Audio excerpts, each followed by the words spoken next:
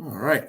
What's up, everyone? This is Isaac with Hunger Smash Fitness coming to you once again with my highly esteemed co-host, John, at My Block Strongest Man. And today we have the one and only legend, Magnus Ver Magnusson, coming on today. Magnus, how are you doing? I'm pretty good. How are you guys? Good. Very happy to have you. Yeah. So first of all, I just wanted to ask, I saw that you emceed the Empire Classic Strongman, and that the owners of 360 Fitness, Darla and Dave, invited you. So this is your second time coming out now for Empire? Yes, it's my second time actually. Okay. And it was your birthday. The first one was, before the thing that we don't mention. Good. The world situation. And then the next one was supposed to happen, the next year. But 2 years later, I'm here. Okay. Actually, it's on my birthday actually. Happy birthday! Yeah, thank you. That was kind of interesting when I realized that. We're like, oh, wait a minute, that's my birthday, right? What was it? A good birthday party at least? I mean, you basically had 200 friends that came to your birthday party. So yeah, it was fun. Good. And I had this amazing birthday cake made for me. Yeah, that thing looked cool because it was a Viking head on a cake, it was just the coolest birthday cake I've ever seen.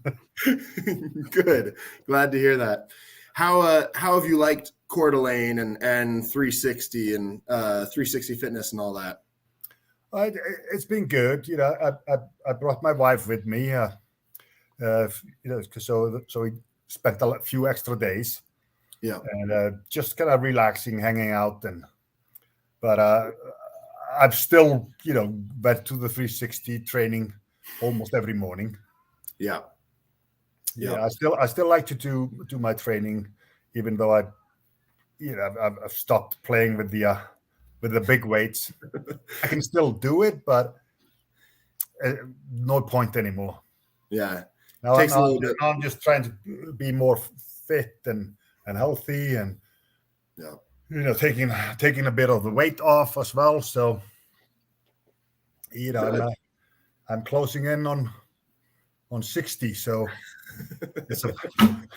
you're still a young buck. You got lots of time. You look fantastic. So, and Isaac, I know we have a bunch of questions from our fan base for Magnus. One very important one, Magnus, if you wouldn't mind me starting off with this one, and I'll tell you the question, then I'll tell you who it's from at the end. So the question is, how do you, what are your best tips to go into World's Strongest Man as an alternate and win on your first try? Sincerely, Mitchell Hooper.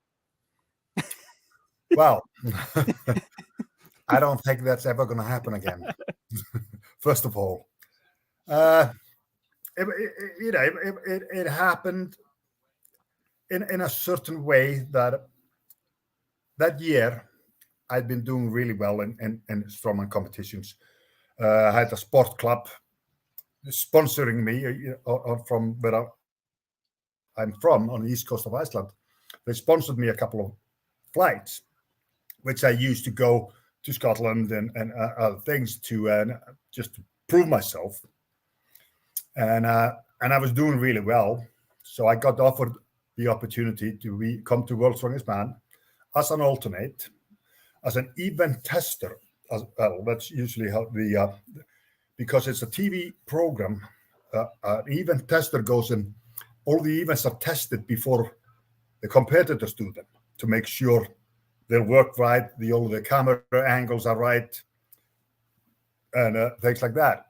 So I was ready for that, and my fellow countryman John Paul Sigmarsson was going to go, but 5 weeks before the contest, he tore his bicep, and I get a call almost in the middle of the night from the guy running it at that time, basically saying, well, John Paul has just tore a bicep, he's out, and we want you to compete in his place. And I was in good shape. I was ready, and I'd been going up against Joe Paul and other guys that summer, and made them work for their money. So yeah, I was up for it. I was convinced that I was going to go there and win it. It was no doubt in my mind. Actually, at one point, there came a little doubt in my mind. We all met at the airport in London. We all met at that same airport that flew to the Canary Islands, on the same plane. So I started seeing these guys coming in. And that was big Manfred Herbel, the giant Dutchman, Ted van den Parra. And, guys like that. And I'm like looking around, I'm like almost like the smallest guy there. And I'm like, okay, what have I got myself into now? And it was, big O.D. Wilson. And but hey, I had beat O.D. Wilson on a few occasions. So, I thought about it. I thought about it just a little bit, and I'm like, now I'll show these guys what I'm capable of. And I ended up pretty much winning. I didn't even. It was enough for me to place last in the last event. I would have still won. So yeah, I pretty much walked away with it. And it certainly developed into a legendary career from there. I actually had another question from somebody on my channel asking, do you think it would have been possible for you to win a fifth at some point? And I was looking at the history, and you won in 91, 94, 95, and 96, and you were second place in the 2 off years in 92, 93. One of them was only by 1 point to Ted van der Parra. So how close were you to a fifth? I was really close, and I should have had the fifth. But, sometimes just things don't go your way. Or for the last World's Strongest Man I went to, that was the only really show that I known the events, and the events were fitted me perfectly.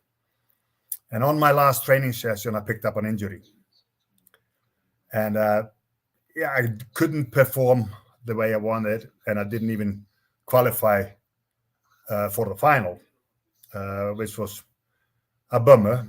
But it is what it is, and 4 victories, I'll take it. Only 3 people to ever do it. Go ahead, Isaac. Yeah, well, I was going to say, actually, I had actually 4. Well, if you count the one who has 5, which is Marius, yes. Well, you got John Paul Sigmarsson with 4, me with 4. All right, Brian and Big Z. Yeah, you're right. I won't say which one I forgot. Oh, I was going to say, I actually have a question that one of my people asked me, I guess, so what did you change in your training from competing nationally in Iceland to competing at the world level?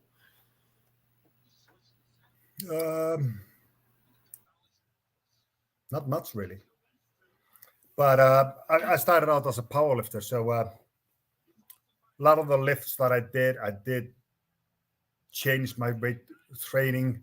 I went into doing more of sets, more volume, instead of just the heavy weights all the time. I started doing more like Olympic lifting, like power cleans and high pulls and the overhead lifts, and just developing technique, developing the strength, and developing the muscle endurance.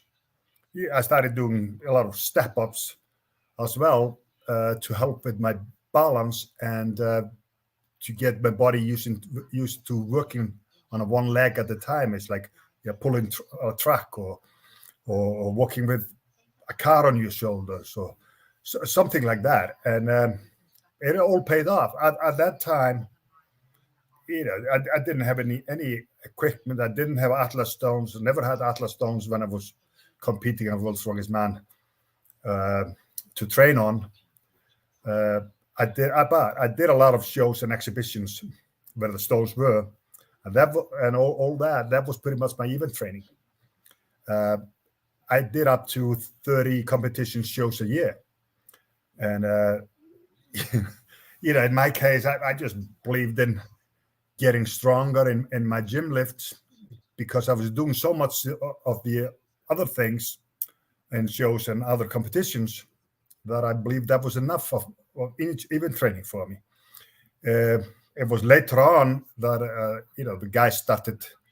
That was pretty much Yoko Ahola and Sven Carlsen that really started the event training. And I don't know. It had something to do with me. It's like I could really easily transform from a powerlifting to do a strongman, show the next weekend or whatever, which most people have problem with. It's a total different game, but for some reason, it kind of felt natural to me. Awesome. That's wonderful. And I was going to say, because at your seminar, you talked a lot about the importance of step-ups. And I was going to say, I don't know if I've ever heard any other strongman talk about doing step-ups before. They talk about doing, training yoke walk, training farmers, training all this other stuff.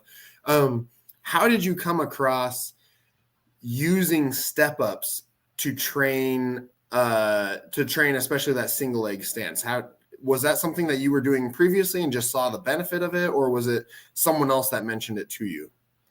Well, I can't remember why I started it, but I was doing a lot of squats, all sorts of squats, pretty much the high bar squats. That was how my training was. I didn't use, in my normal training, I didn't use like the powerlifting stance, the bar lower on your back. And I just had it higher. I worked my legs. My legs were my biggest asset at one point. And, being this heavy, I could dunk a basketball, no problem. And, just from standing underneath the thing and just jumping with it. But so I had a lot of explosive power. So I would always say I trained pretty much like a powerlifter, pretty much like an Olympic lifter, and a track and field athlete with a slight little bit of bodybuilding.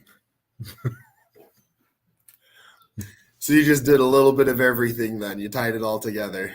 Yeah. And, a lot of work, a lot of variations.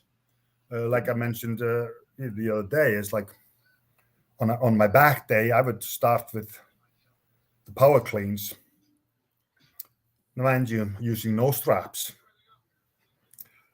I would start with power cleans. I would go to 180 kilos or something like that, do some reps with that in power cleans. I would put more weight on and just do the high pulls, which is just, up to you, like the Olympic lifters training do. From that, I would turn into the deadlifts. And then when I'm pretty much done with my deadlift, I would stand up on a case. And most of my deadlift training actually was no belt.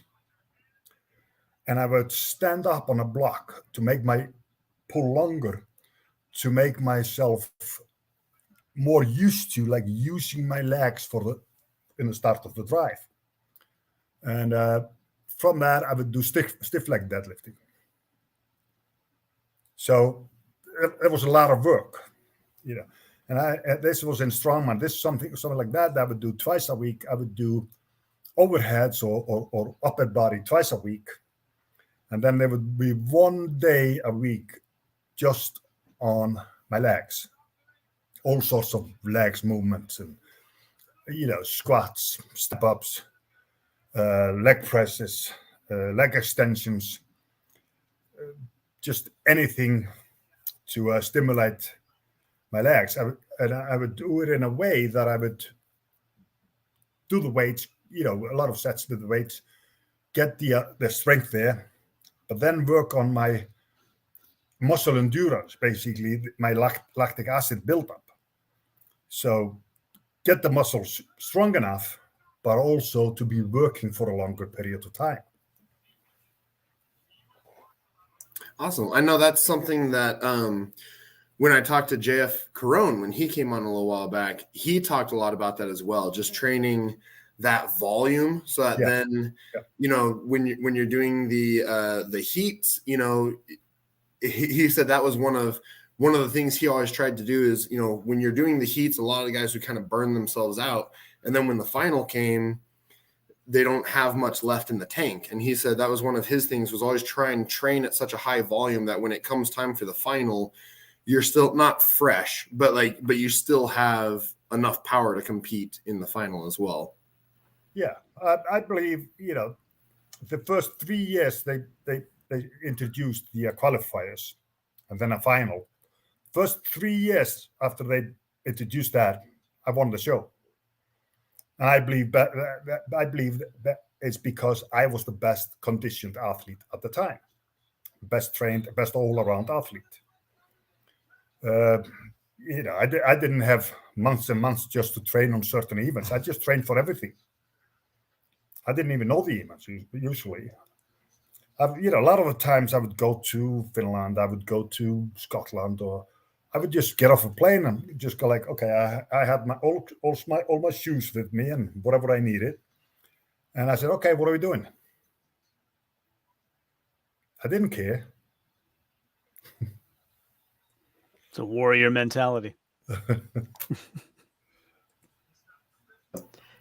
John, do you want to ask a question? I don't want to ask all. Yeah, I kind of want to rewind a bit. So in researching your career, the 87 Viking Games is the first show that pops up. Was that your first show? And kind of, I'm interested to know, how did you get into Strongman? Like, what's that story? How did you first get in? What was your first show? How did it go? Those sorts of things.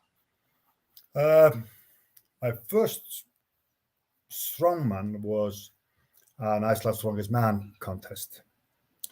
I was only 103 kilos at that time, and I still came in third. So that was my first show. Then it developed me getting invited to Viking shows and competitions. I stepped in. There was a special show we had in Iceland up north. John Paul Sigmarsson was supposed to compete, but he was carrying an injury, so I stepped in his place. So that was me. That was just 4 of us on a show, and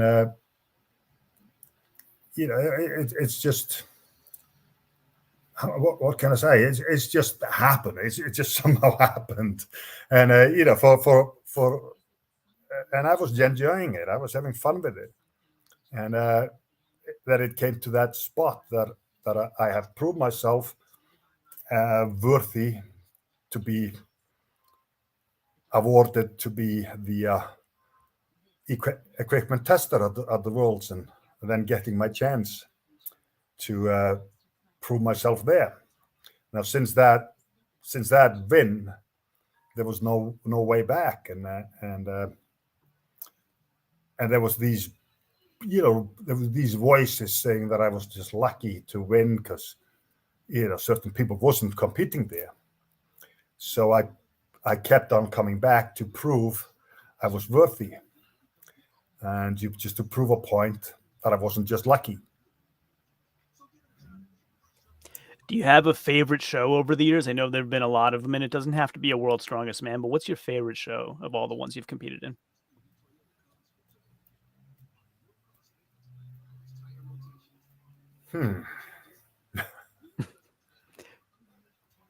While you think about it, would you like to hear mine?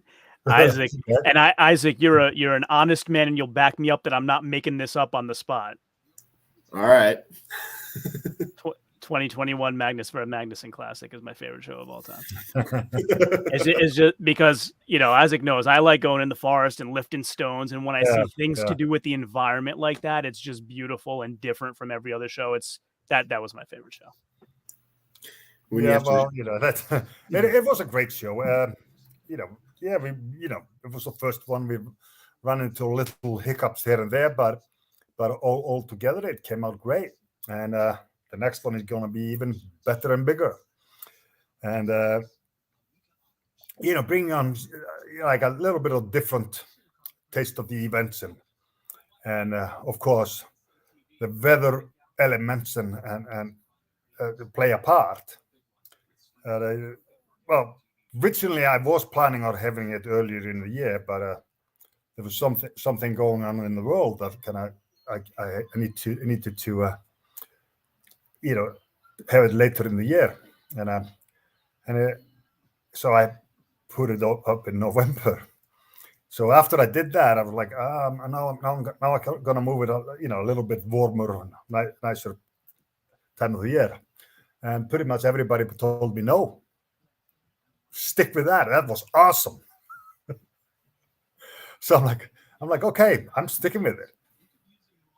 It was awesome. I think it was actually Athor when he came on my show that told me it was coming up, and I got really excited and got to watch it. And Maxime put on an incredible show, and it was great for anybody who's tried to do natural stone press before, try doing it in the snow, and you'll get a little bit of appreciation for how difficult that is. It didn't make it any easier. I can tell you that. Stone pressing to me is the ultimate overhead press. It's just nothing beats that. It's like, for that kind of, you got to have so much skill, and and every stone is a new challenge.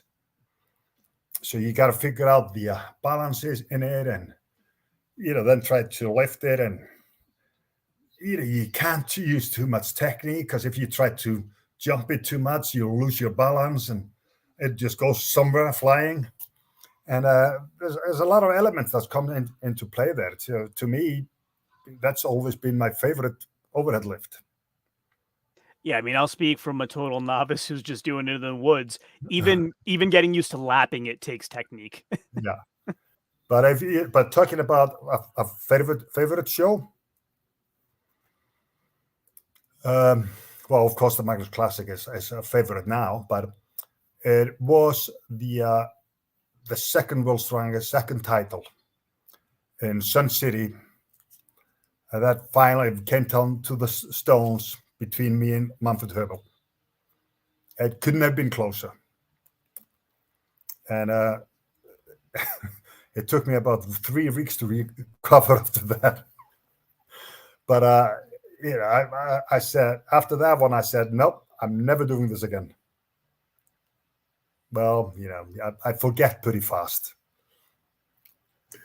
That's something that we are very thankful for, because otherwise you wouldn't have developed the legend behind the name Magnus that you have. So I was going to say, though, one of my buddies recommended, because we watched bits of your show and everything, and he was saying that he thought that the event that you should add would be they have to shovel out a path for a boat first and then do a boat drag through the snow. And so if you don't shovel the snow enough, it's going to be a lot harder or something. I was like, it might work, but I don't know if that would. No. Oh, yeah. I'm thinking of a little bit different ways, but I'm thinking of next time, which was the plan for the first time, but next time I'm going to have more head-to-heads. Yeah, those are always really fun to watch. But those logs that Richard Looney of Monster Strongman Equipment made for me, they're just awesome. So they just blow my mind. And the original story about that is, like, I contacted Richard because I was supposed to he asked me to do come over for a show for him. And I've said, okay, I made a deal with him. Hey, Richard, okay, what do you say? I'll come over. You make me two logs and send them over to me, because I wanted to have a logs that could have head-to-heads, in reps or whatever. So 2 identical logs. So he starts making the logs, and he said, the weirdest thing is, like, his show got canceled for some reason, but he said, no, you're still getting your logs. So then he starts making them. He's made them, and he's sending me pictures and everything. And then he goes, like, I'm like, when are you going to send them over? He's like, well, you know what? Do you mind if if I make a special log for you? I'm like, what do you got in mind? Well, I'd like to make a log in memory of John Paul Sigmarsson. So it's supposed to be 165 kilos, which was John Paul's world record at some point in time. And I said, yeah, feel free. And he says, well, what do you want on it? How do you want me to engrave it? I said, you do whatever you like to do. This is your masterpiece. This is your thing. And he did. And that log is just, when he started sending me, he wouldn't show me too much, but when he sent me a video and of it finished, I was like speechless. I got like little tears in my eyes, and he told me, as when he was making it, he got tears in his eyes, and because it's just the meaning of it. So then he sends those 3 over, and I used the logs for the first time in my Strongest Man in Iceland last year. And the funny thing, I just used one of the others as a beginning and worked our ways up until 160 kilos. The guys that did that, there were like 3 guys left. So we brought the big one out of the truck. It'd been hitting, and people went like, whoa. So we put that on. 3 guys got to try it. 2 of them got it. And actually, Eithor won the event by adding another extra 10 kilos on it. So that was bad. So then I asked him, because I was thinking about the Magnus Classic, I said, hey, Richard, could you do me one other log, just a little one that I'm going to have as a training log in the gym? For some reason, that ended up that he made 2 logs, which was the Richard Looney log. I said, you could call it the Richard Looney log. So he made a Richard Looney log, which is 120 kilos. The other ones, when I got it, were like 80 kilos, right? So it was 120 kilos, and it was another Magnus Ver Magnusson log, which is 150 kilos. So the Magnus Ver Magnusson log is made out of the same tree as the John Paul Sigmarsson log. So it was, it was the thicker end and a slightly, thinner end, just out of the same tree.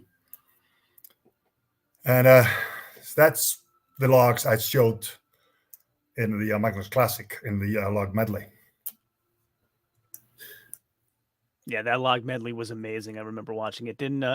That was not to bring up bloopers, but that's one where Maxime was asked to go back and had to do one over again, as I recall. But what a warrior! I mean, despite things that didn't go perfectly, he really powered through. Did an awesome job. The rule we said, don't drop them so they'll bounce off the pads, because we were outside the church when John Paul Sigmarsson was buried in, and we're not allowed to, mess up the ground there, the flooring there, or the tiles. So we had to be really careful. So that was where you kind of have to, control it down. In his case, actually, it was his girlfriend that told him to go back and lift it. The referee didn't tell him to go back and lift it because it bounced to the side. So the pin for the weights was still on the pad. But she wanted to make sure, send it back, lift it. Okay, there you go. It's all Sam's fault. She's a friend of the show. Yeah. I'll have to give her the business. We've had them both on a couple of times. We'll have to let her know. Sam's the best. Sam has a new world record this past week. Yeah, I saw that. Fantastic. Amazing. Yeah, big congratulations. She's turned into an amazing athlete. Yeah, that's for sure. I gave them both a couple of tips, so it helped. But I'm all for all the guys that compete at the World's Strongest Man, or I'll if they ask me for tips on something or whatever, how they're training, I'll help them out. Yeah. That actually brings me up. I had another question that someone wanted me to ask you. So do you notice major differences in the styles of training between, they asked American and European strongmen, but just in different countries in general? I know Americans are generally more nitpicky about how they want the event set up and all that sort of stuff. But what are some of the major differences that notice coming from different countries? I don't know. I think Strongman is all one big family, and you gotta respect each other, because you go through the same pain, you go through the same training regimens. There might be some slight difference on how you train and how much you train or something like that, but do the Americans train differently from the Europeans? I don't know, really. I don't think so. It's just a matter of what do you got access to, and most of these guys, whatever, if you don't have access to a strongman gym, they got their things in a warehouse or a storage that they go in weekends and whatever, and take out what they are using that day and train with it outside, and and it's some of them do that in the wintertime.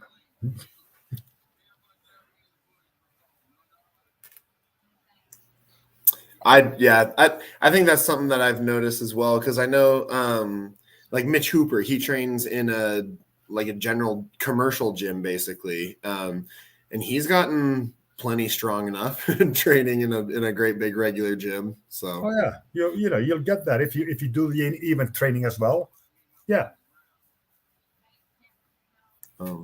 John, do you want to ask a question now? We can alternate if you like. I do. So most people would ask this question starting off by saying, excluding yourself, nonsense. Including yourself, who's the greatest Icelandic strongman of all time? Well, the answer to that. The greatest Icelandic strongman before I came on the scene was John Paul Sigmarsson. After I came on the scene and I broke all his records, well, there you go. That's why I said, like, those people that put people in. There's only two Icelanders that ever won World's Strongest Man 4 times. Good point. There you go. Thanks for your honesty. That's awesome. I have another question here. So what's the craziest lift you have ever done or ever seen in the gym or competition?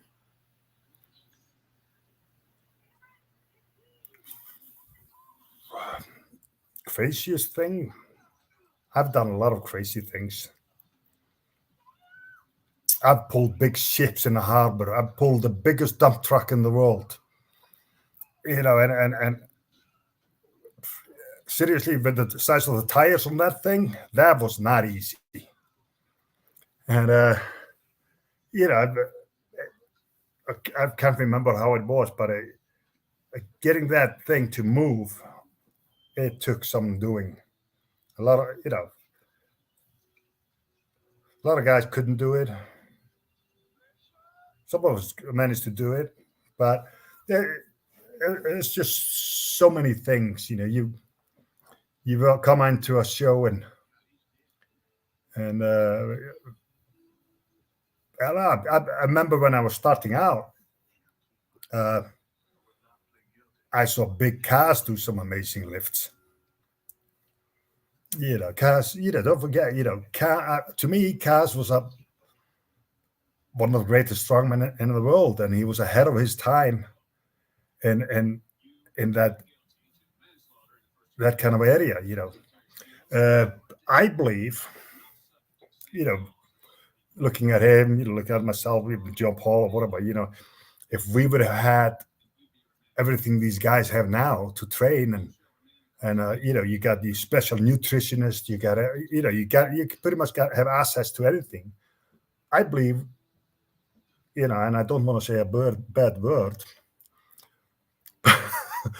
but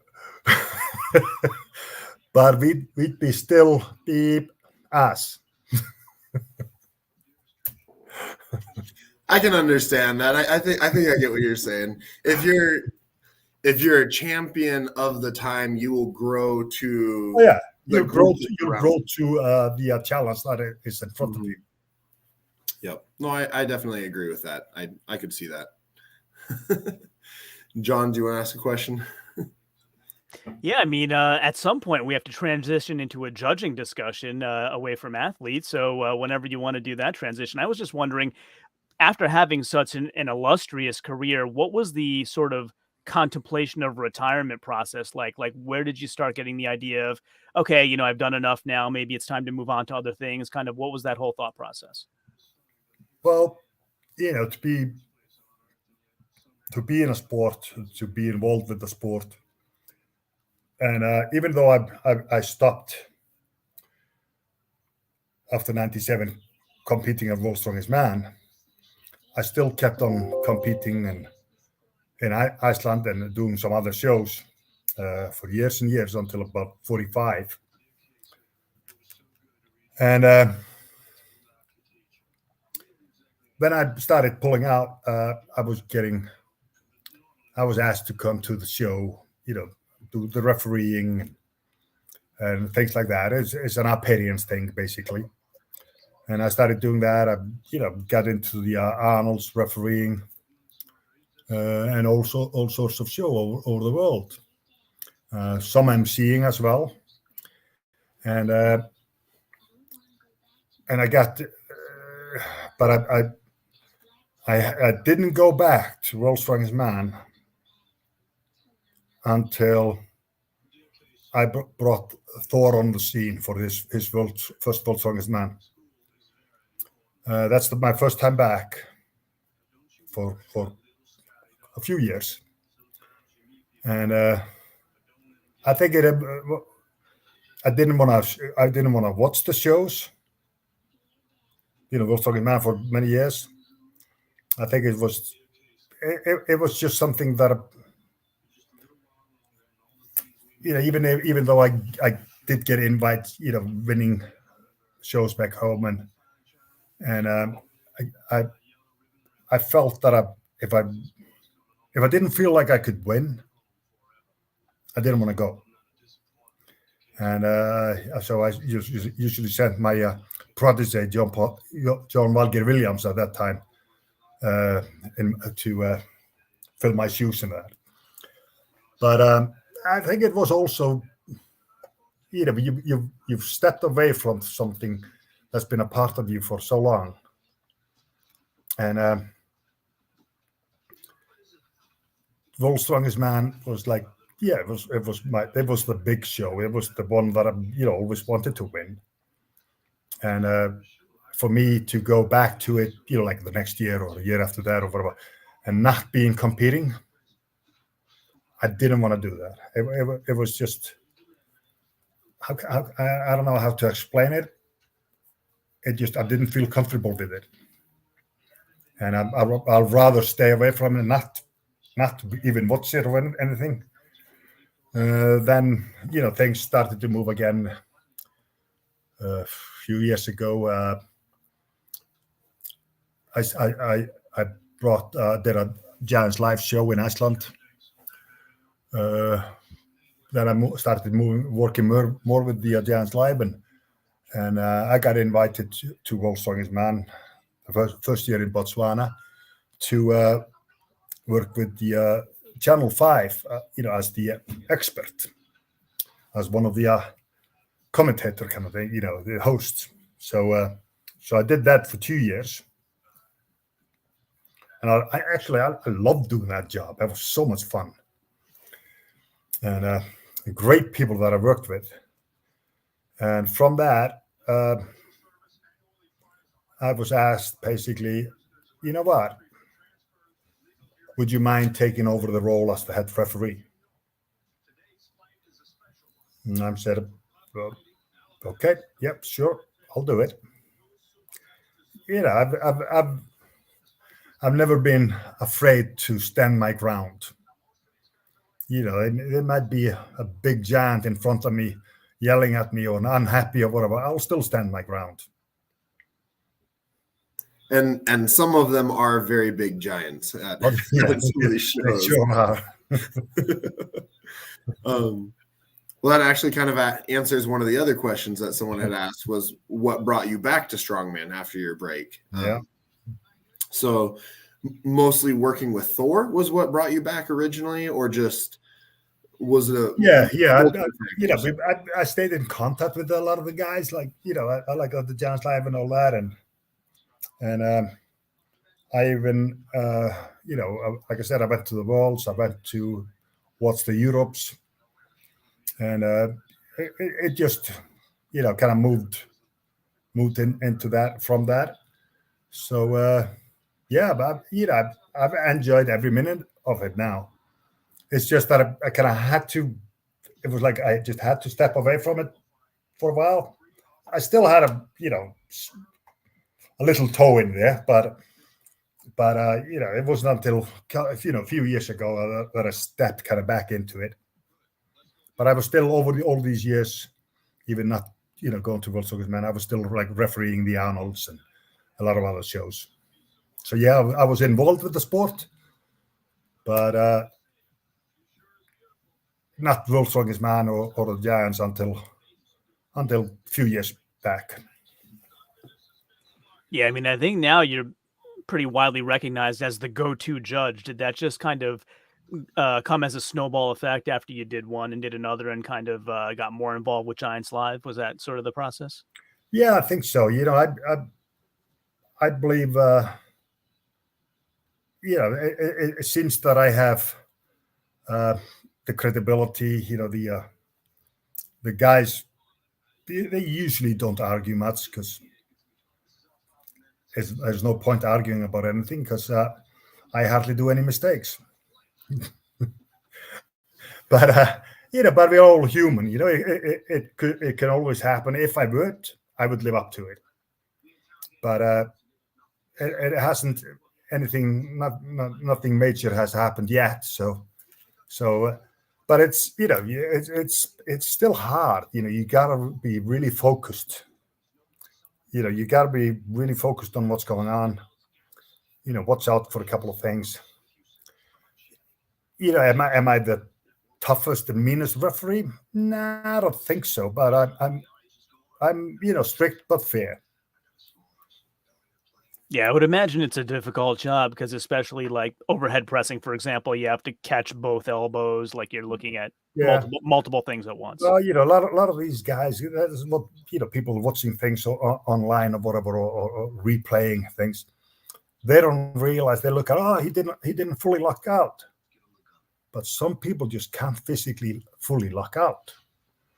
And me as the referee, I know that. But people that watch at home, they don't know that. So I always have the guys, it's like in powerlifting. If you have a lockout problem in the bench, you go to the referee, you show them that you have a problem, and you lock it out as far as you can. That's your lockout, for example. And you can't penalize a person, an athlete, for something that he can't physically get himself to. So you gotta look out for a lot of things, and like I said, be fair. Yeah. That being said, what's your biggest rule infraction pet peeve? A pet peeve? Yeah, which rule infraction do you really gets to you where you're like, come on, everybody should be doing this right. Why are they trying to get away with something here? Well, it's it's the in the nature of the athletes sometimes to try to do things, find an easier way if possible, which is if it's just fine as long as you're not just cheating. But it's like years ago. I tell you, this came up. Somebody complained. We were doing the log for reps from the ground in one of the qualifiers. I think it was in Mauritius or something. I think it was. So I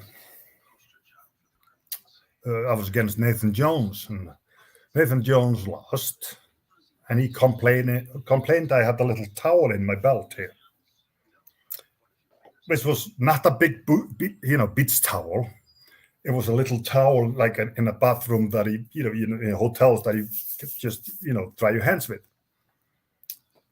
And there was a reason that I put it there. It was not so I could rest the log on it, because actually I brought the log high above the belt before I turned it with the clean.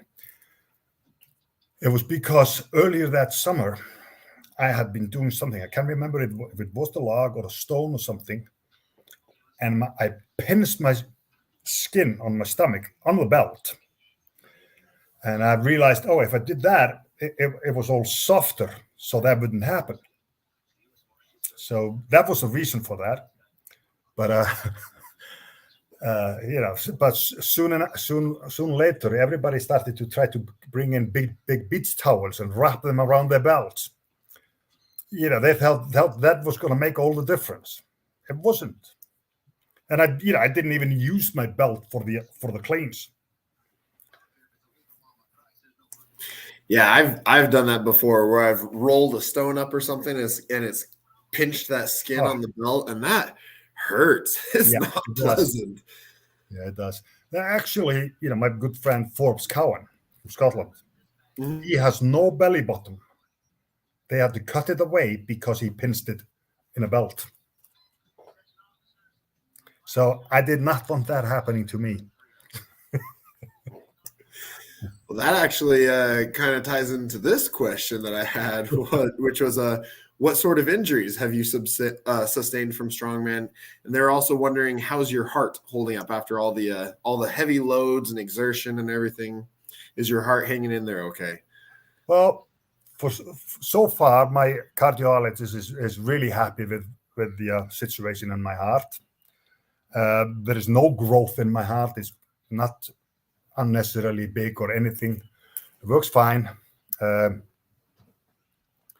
Only thing he found wrong was my sugar levels were a little bit too high, so I dropped a lot of sugar intake. Injuries, yeah. Well, my plan actually was, when I would kind of retire from Strongman, I was going to go fully into Highland Games, as I was pretty good at the throwing as well, and I was two times third at the World Championships in Highland Games. That meant with usually going 3 times to do practicing before I went. That was it. But before I started Strongman, in the beginning of my training, I was doing shot put and discus throwing and stuff like that. So I knew how to throw things. And I didn't plan on my knees getting messed up. And so that plan didn't work out. I tore something in my knees in Bahamas doing that squat on my last lift, the winning lift. And I ripped a little bit. It was a little tear into both of the quadricep tendons. I did a lot of laser treatment on it. Still came back the next year, won the squat in my qualifying heat on the same apparatus, and won the show. But this started getting worse and worse, and there was a calcium buildup on it, and that's one of the reasons that I didn't really go back to World's Strongest Man. It was I had an operation on it. They took a piece out of my tendon, like 8 millimeters thick, put the tendon back together. That was not enough, so I had to go in there again, pretty much cut the whole tendon off, clean everything, and stitch it back on. So I came back from that. I still squatted 360 kilos after all that. And I started, coming back for Strongman back home, and yeah, was doing well. And I went into a show, one of my shows, and was doing okay in the beginning. There was a tire flip, and I ripped a little bit in my bicep. So that was it. I like, okay, that's enough. I've walked away from it, and sometimes you got to realize, okay, it's time. You started to get hurt too much, and I still kept on doing powerlifting, deadlifting, and bench pressing for years. And just a few years ago, I was doing the last powerlifting show I did. I hurt my supraspinatus. I decided to. I was just going to deadlift in this contest, but then I saw the registration for the bench. I was like, these guys are not going to bench that one. I'll do one lift. That's enough just to win it. And it was an easy weight, and it was supposed to be. The warm up was fine. I'd been feeling my shoulder for a couple of weeks, so I'd laid off it a little bit. So in my starting weight, on my way down, I just feel something just like snap, and the weight comes on my chest. I get the press signal, and I'm like, what should I do? You're like, well, and I pressed it up. I could still feel my, one arm a little weaker, and I finished it. So I won the bench press, but I couldn't raise my arm higher than that afterwards. And I fractured the supraspinatus apparently. I still kept on and won the deadlift as well. then I was I couldn't bench with a straight bar. I couldn't do overpress lift or anything with a straight bar, but I could lift with dumbbells. I could, if I turned my handles like that. So I trained, and 6 months later, I was as the host of the World's Strongest Man in Botswana. So I asked the physio there to have a look at me. So he told me what I hurt. He said, I'm going to work on it. I'm going to break your scar tissue here. It's all healed up. So 2 sessions there. I came back, started training bench press again. I still know about it. It's there, but I got myself in pretty much up to 200 kilos in bench again. And but it was no point anymore. It was nothing to chase. So that was my last ever competition that I entered, except doing the Hercules hold against Cass. That was a fun one. I had a great time watching that one. You did well. You did very well. Yeah, well, I hadn't tried it. I hadn't trained it with that apparatus. I was just asked, "Hey, would you do it?" I said, we get Cass to do it. I'm like, if you get Cass to do it, I'll do it. So Cass agreed to it. I'm like, okay, let's go. So I did all sorts of, standing up with the farmer's walk and just holding them, and I made special handles for my cable cross, and I was just hanging on with weights there. And so I trained for it, and I was ready. I actually wanted to do the full weight, the athletes were using, but I guess they didn't trust us enough to go for that, so they insisted on making it slightly lighter. It still looked amazing, and you guys, you did really well with it. So, especially having not competing that or not really training it or whatever to that level, I thought it went great. Yeah, but I get into it. I don't know what to expect, except I tried it that morning when we got to the arena. I just tried it, so because they were measuring up my links and stuff, what I needed to be, and I tried it, and they gave me the weight. And I'm like, okay, I don't feel the weight. There we go. Okay, take it back. So yeah, that was kind of weird, when they gave me the weight. And it's been so long that I've done anything like that, and the atmosphere and the arena was just amazing and electric, and you just get carried away with it. And this old warrior kind of comes out, and you hear nothing, you know nothing, it's just you get arised with the atmosphere. And well, I was holding on far longer than I was expecting, and I could have actually held on a couple of seconds more. I let it go. It was getting heavy. Hey, Isaac, I have an observation from one of Magnus's stories earlier that I think we can't let slip by. So my observation is that, no offense, but Nathan Jones seems to have come on the short end of the stick against two different Magnuses. Oh, yeah, true. True. Yeah, that arm wrestling was pretty fun. Against Magnus. Not for him. Not for him. No. It's always hard when you see some serious injuries like that. It's or like just with Sadji Arnold's with JF. This is really, it's kind of it gets to you when you witness something like that. And of course you don't want to be in that situation yourself.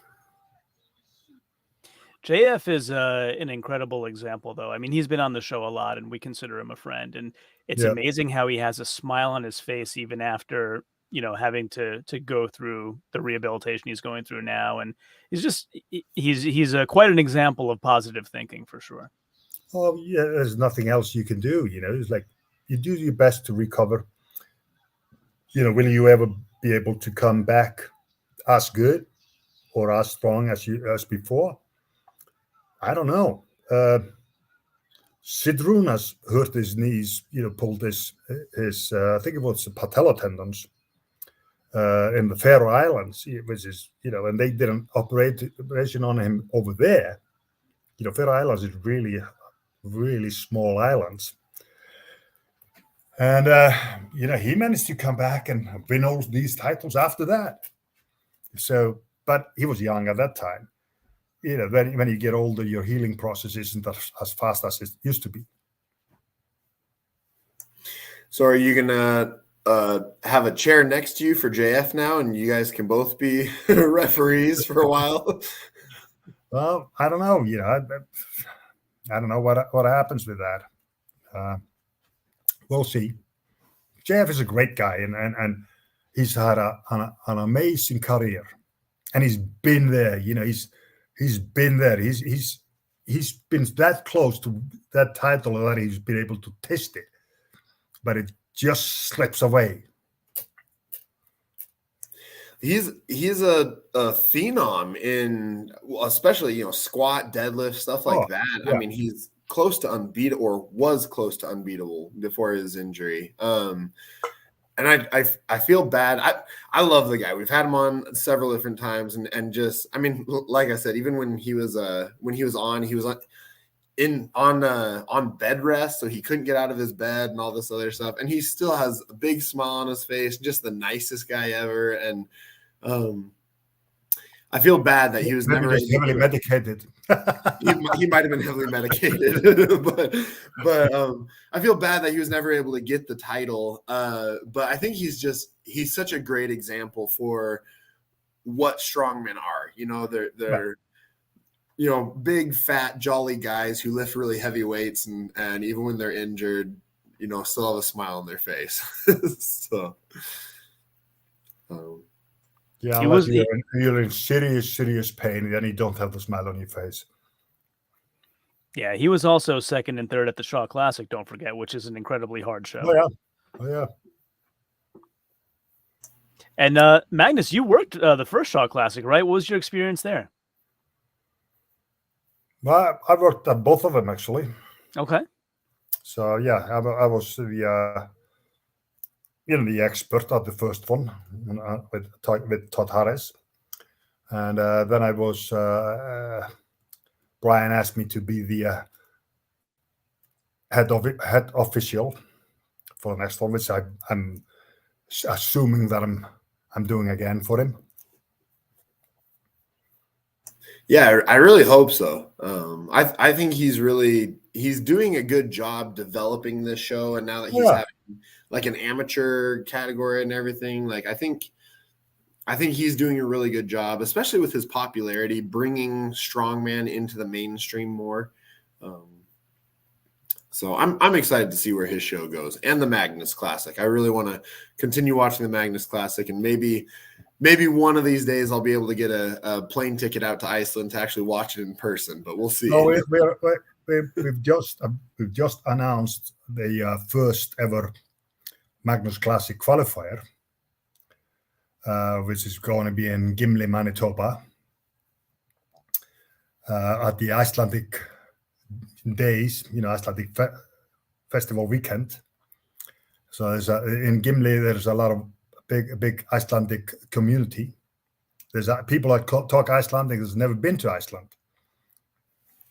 So we're going to do the first one there, and that's probably the first one of many.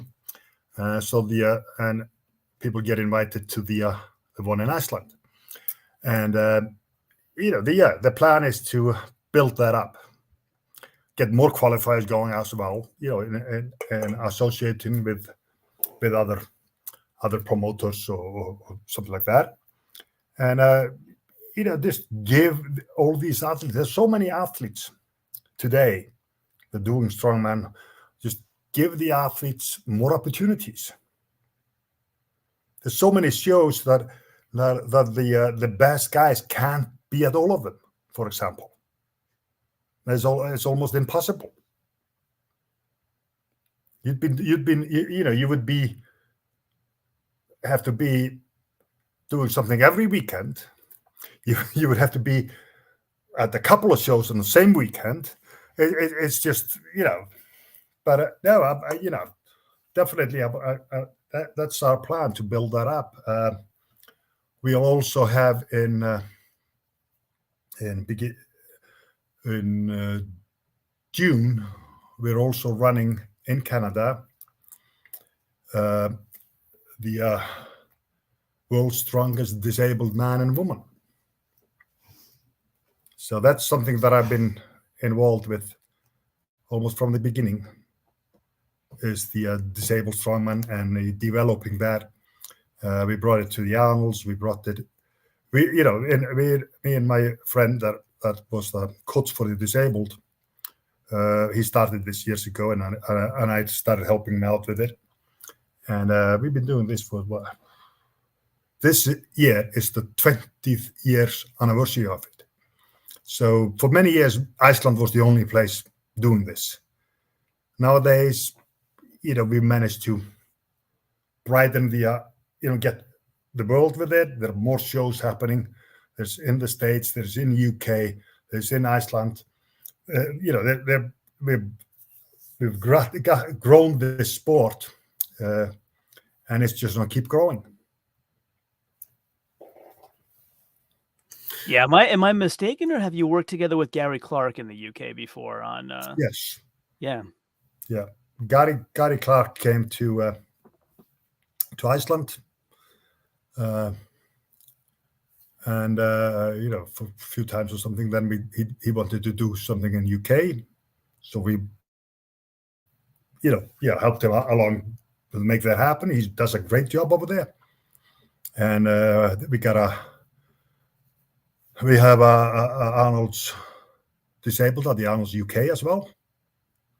So, but because of this kind of pandemic in the world that we are not allowed to talk about, we haven't had it for 2 years in at the Arnold's in Columbus, but we had it for 4 years or something, 4 or 5 years prior to that.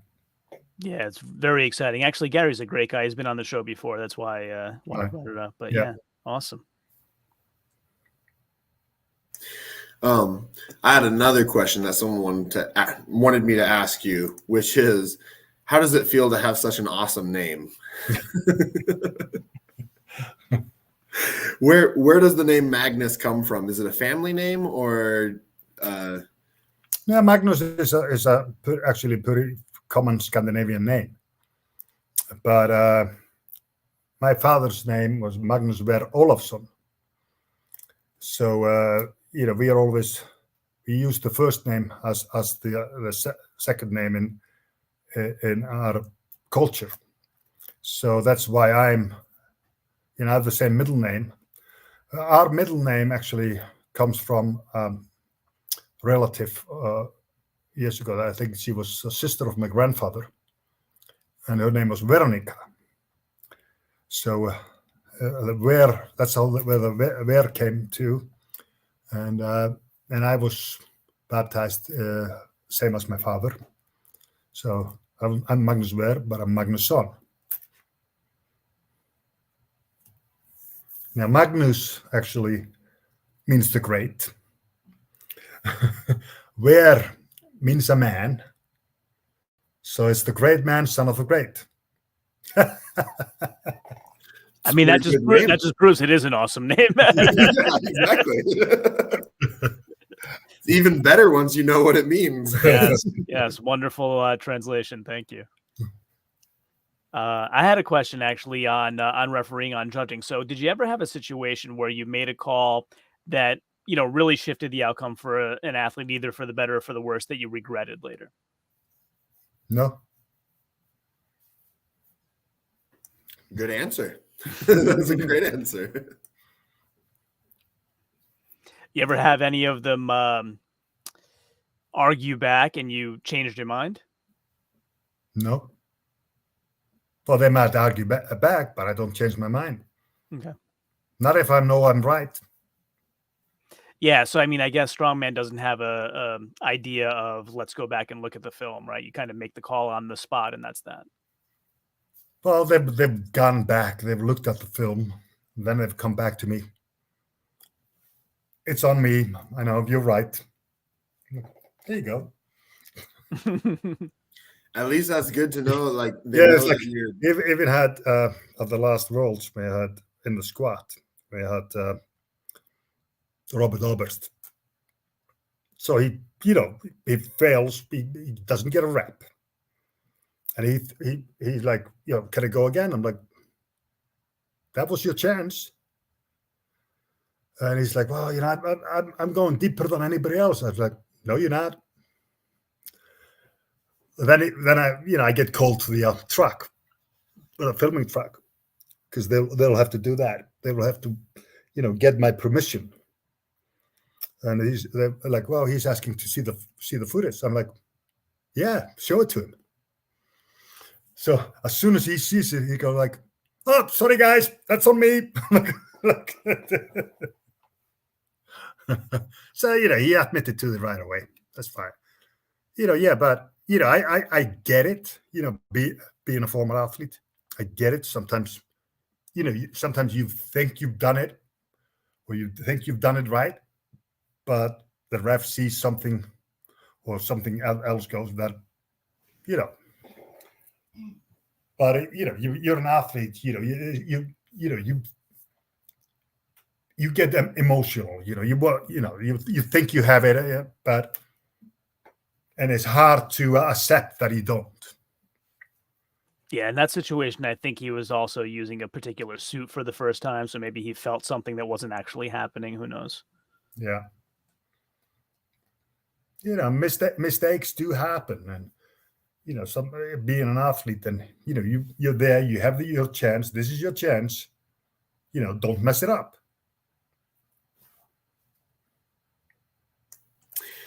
While I have you here, actually, I wanted to ask your opinion on one of my lifts that I did a little bit ago. Here, let's pull this up. So this is from my Instagram. So this is when we were preparing for the Empire Classic, and so we were testing out the shield. I was going to say, is there anything? Do you have any critiques on how I'm doing this lift here? Don't mind me squatting down so poorly. Well, only thing I can see, looking at it, is if you could bring it up slightly higher, then it's Okay. not in the way of your legs if you're walking. Okay. But you're pretty tall, so it doesn't hurt you that much. But especially a shorter person. Yeah. At any time if you're walking with something like that, and it starts hitting your legs, it's a problem. Yeah. And it was one of those things where it was at the end of the day. I'd already done, my deadlifts and all this other stuff. And then they were like, oh, you want to test this out and just see if it's feasible for trying to throw into the competition and everything. And I was like, all right, I'll give it a shot. I haven't really trained it before. It was fun. But I mean, something like that is way easier than carrying the real stone. Probably, although I mean, I was pretty sweaty, so it was sliding through my hands as I was doing it as well. But okay, I'll try and lift it higher then as well. Yeah, if you can, it makes it a little bit better. But you are that tall that it doesn't really affect you. But when you start trying to go for a distance with it, it's going to slide further down. So it will start to hit your legs. Yeah. I've seen some of the guys do it with like stone sleeves as well when they carry it. Does that actually help much, or is that just? I think it can help, but I think it's more of the protecting your arms. Yeah. Because if that thing digs into your forearms, it hurts. Yeah, I had some pretty gnarly bruising right there from that outer edge when I was carrying it. So it was fun. It was fun to try it out and play with it. And I was like I said, makes me kind of want to go to Iceland and try the actual stone sometime. But yeah, I mean, speaking of the actual stone, that was the crown jewel on your show last year. It was amazing to watch, and everybody's a pro, but certain guys are pros, like, some of them are trying to figure out how to grab it and whatnot, but some of them just really know what they were doing. And it was, for me, like something special to watch Sigfus do it. It was just he did good. Wow. He's just a natural at this. Yeah. Yeah. I think it has helped him as well. He's lost some weight. He took some weight off, and I believe it made him a better athlete. Sometimes if you're too heavy, it can get in your way, and it can hinder you in certain things. But he did really well on that. He did. How about the other athletes at your show? Was there anybody that stood out to you and kind of surprised you, where you thought like, oh, they really made their mark in that event? I wasn't expecting that. Other than Maxime. Well, Aethor really stepped it up by winning that stone press, and that was the same stone that he had done. He had pressed that stone before, but with way better conditions. And well, what kind of shocked me, I was expecting more from all the athletes in the stone press. I know they've been getting ready for it. They would, but actually be there and or training on a block or something like that, or Mauser block or something. It is a total different thing. So if you haven't gone and played with a stone that like that, you're in for a shock. For sure. And was it Ryan England who ended up going for the record and missed it? Just barely missed it. Yeah, Ryan was doing really well at it. He some people just manage to handle it and get the feel for it. Yeah, I mean, I think that was one of the great things about your show. It brought out names that maybe some folks in the U.S. didn't know before, that we know, like Christian Haraldsson. I didn't know before, and now I want to see him again. No, I call him the monster baby.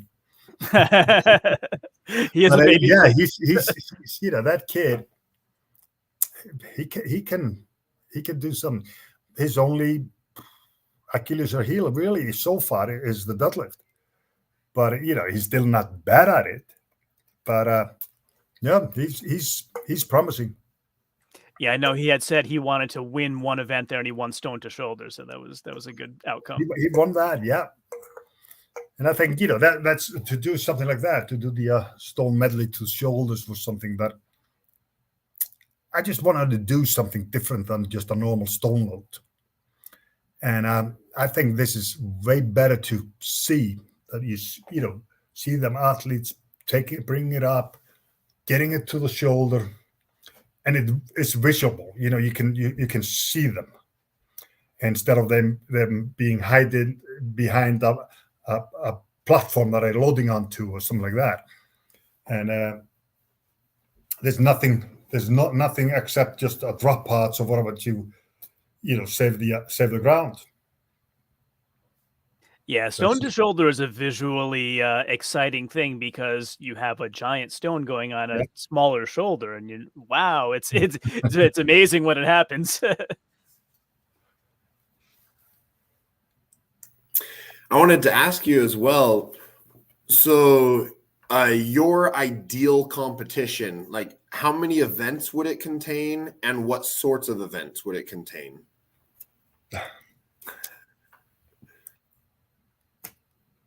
My ideal competition is 8 events. 8 events pretty much test, you manage to test the whole body, all aspects of strength. And as you saw Brian Shaw do on his second show, it was 8 events. Now I plan on bringing 8 events onto the Magnus Classic as well. So yeah, you know, but to do 8 events, you don't want to try to do that in one day. So it's quite difficult to do that.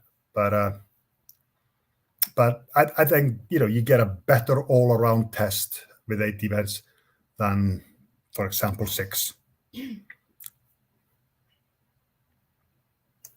What sort of events would you want those 8 to be? Like a deadlift variation, a squat variation, a log variation? Well, you know, it's pretty much some kind of a deadlift thing. You know, it's like an overhead, of course, you know, stone press, some kind of a stone load, stone carry, you know, like a Husafel or something like that. And you know, I think I pretty much had it pretty close to perfect at the Magnus Classic, but you know, with the events that I chose for it, and you know, that's gonna be hard to beat. But you gotta, you know, to have an all around test, you gotta have, you know, a truck pull of some sort. You gotta have a loading, you know, where you're loading different objects. You gotta have a grip test. So something like the Dinny Stone Walk or something like that is fantastic. Well, I didn't have the Dinny stones in the Magnus Classic, but I had stones for the walk. You also had those farmers, which were no joke. That's what I'm saying. You had stones, Yeah. stones as farmers, and you know, they were kind of normal handled, but I've been thinking of changing that into a round handle. So, yeah, you know, things like that. Some kind of a throwing event as well. You know, you gotta test everything. You gotta test the explosive power as well. Do you prefer, for carry events, do you prefer carries for distance or for time? So like a 50-foot course and whoever does it fastest wins, or do you prefer like we're just going 75 seconds and you're just going as far as you can? Until you drop it. Yep. Yep. I like that, I think, too. Well, that's how it used to be always when I was competing. I started out with this. It was pretty much, you know, farmers work was pretty much until you dropped it. Yeah, it's more natural that way. UK strongest woman last year was that way with a carry. It was carry until you drop it. That's where you actually saw Donna Moore really shine with her experience and resting and breathing the right way. And yeah. That was something else I wanted to ask you as well. So, because I've done like sandbag carries and stuff like that before. I have a 330-pound sandbag that I like to that's my cardio. I pick that up and run with it as far as I can. Do you have tips and tricks for how to breathe when you're doing that? Because all that weight on your chest makes it hard to breathe. So I try to do like top off breathing, just little breaths. Or do you think it's better just to hold your breath and just go as far as you can until you pass out? No, you need to breathe. That's an important thing. I can tell you one tip that has helped everybody in with their farmers is. But I've had few guys like that. You can ask Chad Coy about this. They all hated doing it, but it did work. They were puking their guts out afterwards usually. But so you put the farmers up, right? You're ready. You've warmed up. You've done all of your thing. You have your straps, but you don't put them around the handles. So you pick up, you walk until you drop it. And you pick it up pretty much right away and walk those couple of extra steps until you drop it again. Then you strap onto it, pick it up, and walk until you can't go any further. This will increase your farmer's walk, but this is hard. Yeah, I could see that being very, very difficult. Try it out. Send me video. Send me how you get on with it.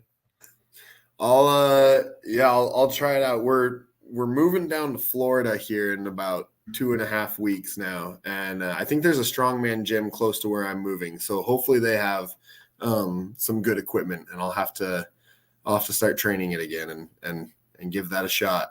All right. I'm not allowed to use straps on farmers. I'm not even allowed to use knurled handles. JF gets mad at me. I was going to say, Jeff had some very strong opinions on using straps with farmers, but I think if you're doing it for training, like Magnus said, after you've already dropped it, yeah. I could see it being beneficial. Yeah, he's very binary. He's like, you either have strong grip or you don't. Yeah, well, this way you're forcing your body, even though your hands have given up, right? And you're getting close to the lactic acid thing, and your muscle endurance. So you're forcing your body to keep working. Yep. And by doing so, you will eventually benefit from it in the way that farmers walk. You'll be able to start going further before you drop it. Yeah, I'll try it out. Well, we've been going for a while. Do you have any more questions that you want to ask him, John? I know, Magnus, Dave texted me a little bit ago and said that he's taking you to dinner, so yeah. I don't think he wants you to stay too late on here. No, I'm all set. I'm not holding anybody up. Okay. I'm sure you want to go enjoy your dinner, but well, thank you so much for coming on. Are there we usually give our guests a chance to shout out any of their sponsors or anything like that at the end. If you have any sponsors or anything, or anyone in particular that you want to give a shout out to, you can do that. I know your competition is coming up, so if you want to talk a little bit about the qualifier with that, whatever you want to do with the last little bit of time here. Well, I would. Anybody that wants to be a part of that kind of contest, Magnus Ver Classic qualifiers, please contact us. We'll give out the contact information pretty soon, and so get on. Send us your resume, and it's still going to be, not too many competitors.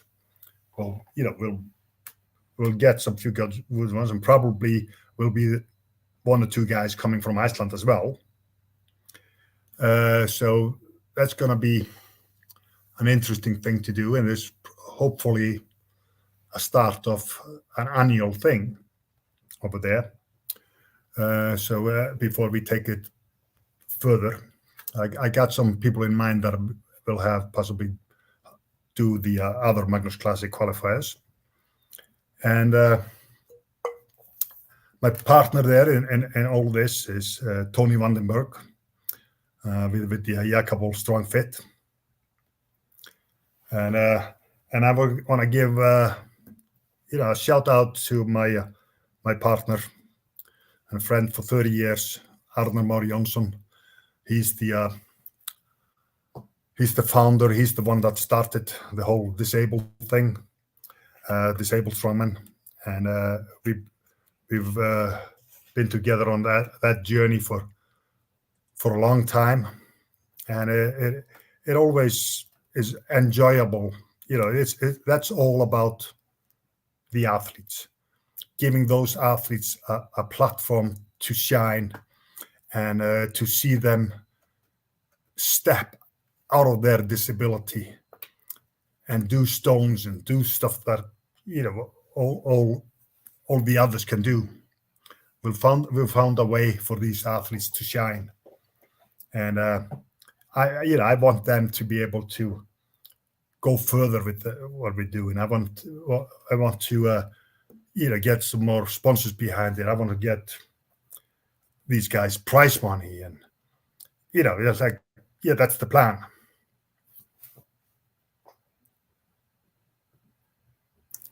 Very good. That's awesome. Yeah, I know because we've had Gary Clark on before, and we've had some of the other guys, and yeah, I think that's fantastic. Giving them that outlet, they seem extremely thankful for it.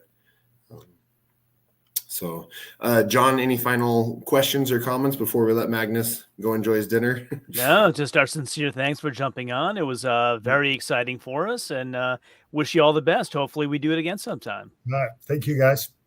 All the best. All right.